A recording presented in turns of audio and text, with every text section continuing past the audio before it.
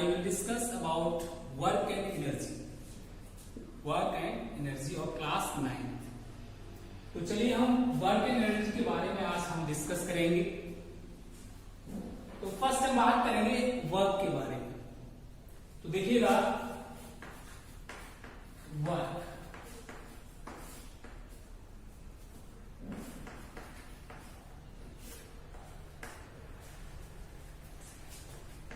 it is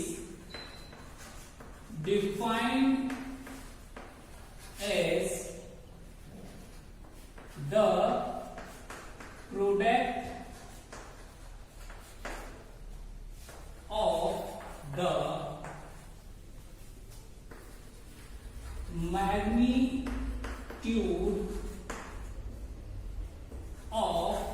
force and the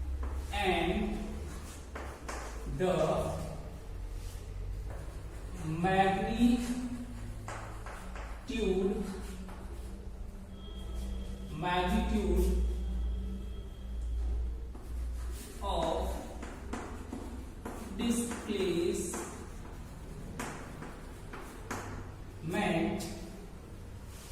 in the direction of force। तो students हमने क्या देखा? It is defined as the product of the magnitude of force and the magnitude of displacement in the direction of force। So हम लिख सकते हैं here W is represented work, then W equal और force आपका F से F product X। हम क्या लिख सकते हैं? W equal F multiply S। S आपका डिस्प्लेसमेंट रिप्रेजेंट करता है और W आपका वर्क एंड F आपका फोर्स। तो मान लीजिए ये ऑब्जेक्ट है और इस पर F फोर्स अप्लाई, कोई कांस्टेंट फोर्स F अप्लाई की जाती है और ये डिस्प्लेस हो जाता है आपका, ठीक। और डिस्प्लेस हुआ तो डिस्प्लेसमेंट जनरेट हुआ तो आपका वर्क हुआ, ठीक है। तो फोर्स इस पर कांस्टेंट फोर्स अप्लाई की जाती है तो ऑब्जेक्ट आपका डिस्प्लेस हो जाता है, ठीक है। तो यही हमने यहां पर लिखने की कोशिश की है। It is defined as the product of the magnitude of force and the magnitude of the displacement in the direction of force. Work आपका एक फिजिकल क्वांटिटी है। वर्क आपका एक फिजिकल क्वांटिटी है। आपने मोशन चैप्टर में फिजिकल क्वांटिटीज के बारे में पढ़ा होगा। तो फिजिकल क्वांटिटीज आपकी क्वांटिटीज दो प्रकार की होती है, स्केलर और vector. Scalar or vector. Scalar quantities are those quantities which require only magnitude. Scalar quantities आपकी वो क्वांटिटी होती है जिन्हें केवल मैग्नीट्यूड इन्वॉल्व रहता है। वेक्टर क्वांटिटीज आपकी जिनके पास magnitude as well as direction और इसके पास केवल मैग्नीट्यूड। यहां तक क्लियर? स्केलर क्वांटिटी मैग्नीट्यूड जैसे कि आपका स्पीड है, डिस्टेंस है, इनके पास मैग्नीट्यूड होता है। और वेक्टर क्वांटिटीज आपका डिस्प्लेसमेंट है, वेलोसिटी है, ये आपकी वेक्टर क्वांटिटी होती है, इनके पास magnitude as well as direction होता है। तो वर्क के पास तो दोनों ही चीजें हैं।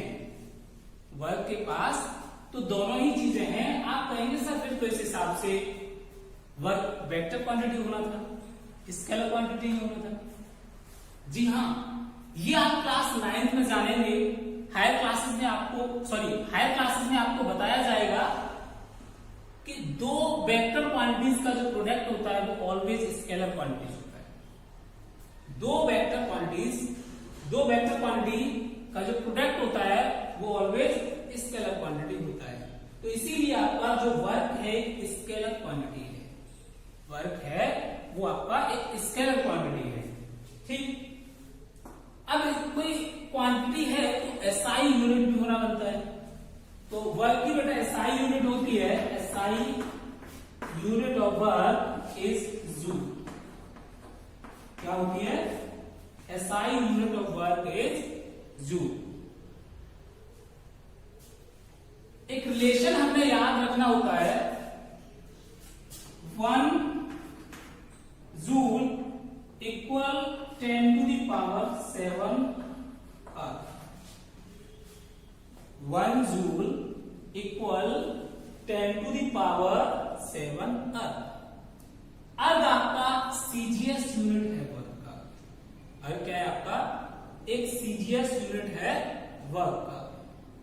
लिख लेते हैं सीजीएस यूनिट होता है आपका अर्थ। ठीक, तो इसे आप नोट कर लीजिएगा। नेक्स्ट करते हैं,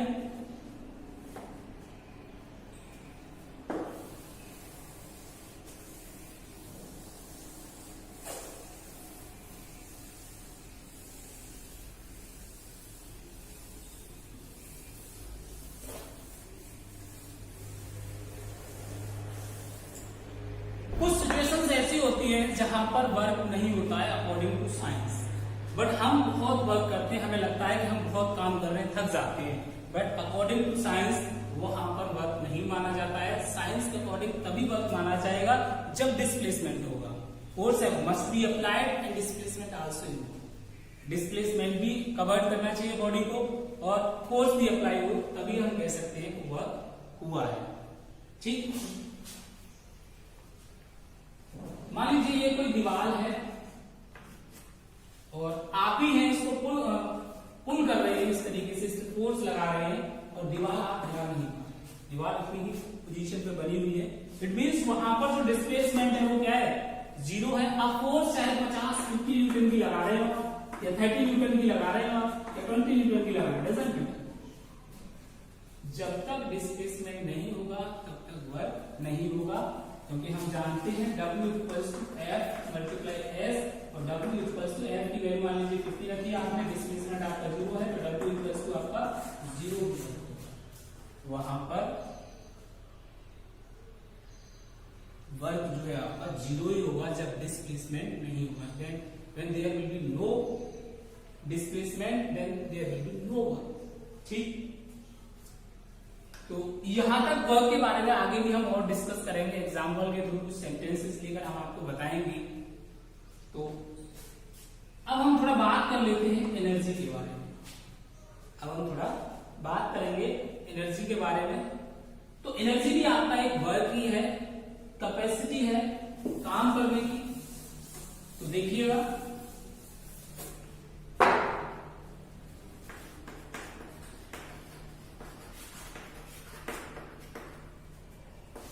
the capacity for doing work, the capacity for doing work is called energy। तो इसकी भी एसआई यूनिट जूल होगी। एसआई यूनिट क्या होगी? जूल होगी। देखिए, हम भोजन करते हैं तभी तो एनर्जी प्राप्त करते हैं। एनिमल्स भोजन करते हैं तभी तो अपनी एक्टिविटी कर पाते हैं। अगर आप फूड नहीं लेंगे, भोजन नहीं करेंगे, तो आप कोई भी काम नहीं कर पाएंगे, मीन्स आप एनर्जी गेन नहीं कर पाएंगे, है ना। तो भोजन से हमें क्या प्राप्त होता है? Energy. By the process of biological process that is respiration.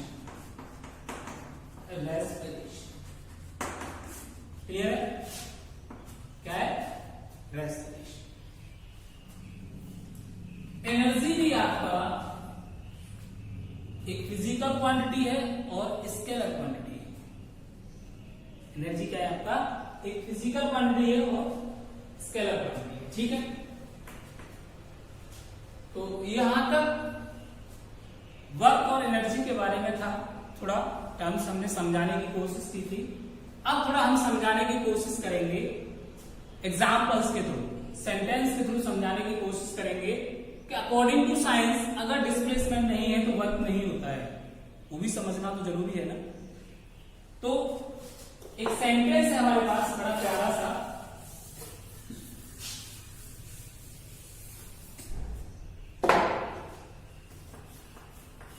not much work done in spite of working hard। आप कहेंगे सर आपने ये क्या लिख दिया, not much work in spite of working hard. Hard work किया फिर भी हमने कुछ ज्यादा वर्क नहीं किया, कुछ वर्क नहीं किया।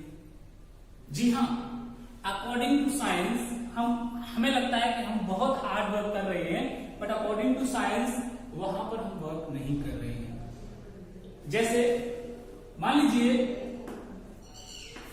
राहुल है, ठीक है, Rahul is preparing for our exam. Rahul अपने एग्जाम की तैयारी कर रहा है और उस दौरान वो मेमोराइज भी करता है, राइटिंग भी करता है, लर्निंग भी करता है, सारी चीजें कर रहा है और थक भी जाता है, टायर्ड भी हो जाता है, बट अकॉर्डिंग टू साइंस उसने कोई भी वर्क नहीं किया। अकॉर्डिंग टू साइंस उसने कोई भी वर्क नहीं किया। राहुल ने थिंकिंग भी कर रहा है वो एग्जाम के दौरान। साइंस तो इस बात को मानने के लिए तैयार नहीं, उसने वर्क नहीं किया। साइंस तो तभी कहेगी जब फोर्स एंड डिस्प्लेसमेंट होगा तभी वर्क किया जाएगा। ठीक, मान लीजिए कुली है और काफी वेट अपने सिर पे लिए खड़ा है, उस दौरान भी कुली कोई भी वर्क नहीं कर रहा है, टायर्ड हो जाता है। मान लीजिए 15-20 मिनट वो खड़ा रहा, थक गया, बट अकॉर्डिंग टू साइंस उसने कोई भी वर्क नहीं किया। अकॉर्डिंग टू साइंस उसने कोई भी वर्क नहीं किया। अच्छा, आपने एक और कैरेक्टर लेते हैं, that is Bhim. Who is Bhim? Bhim के बारे में आपने सबने सुना होगा। जब भीम नाम आता है तो आपको दो भीम याद आते हैं, एक छोटा भीम और एक आपके पूर्वजों वाला भीम। तो यहां पर हम छोटे भीम की बात कर रहे हैं। मान लीजिए ये कोई रॉक है और भीम इस पर फोर्स अप्लाई करता है, तो भीम क्या इसको डिस्प्लेस कर पाएगा? नहीं कर पाएगा। भीम इसको डिस्प्लेस कर पाएगा? नहीं कर पाएगा। जब यहां पर डिस्प्लेसमेंट 0 होगा तो वर्क डन भी आपका क्या हो जाएगा? मान लीजिए फोर्स आपकी 50 न्यूटन की लगी हुई है, 50 into 0 that is 0, W equals to what? 0। तो हमने क्या सीखा? How can we define work? How can we define work? It is defined as the product of the magnitude of force and the magnitude of the displacement in the direction of force. उसके along direction में, ठीक है। Work होने के लिए force must है, displacement must है, ठीक है। बाकी स्टूडेंट्स इस क्लास में इतना ही, बाकी आगे बात करेंगे।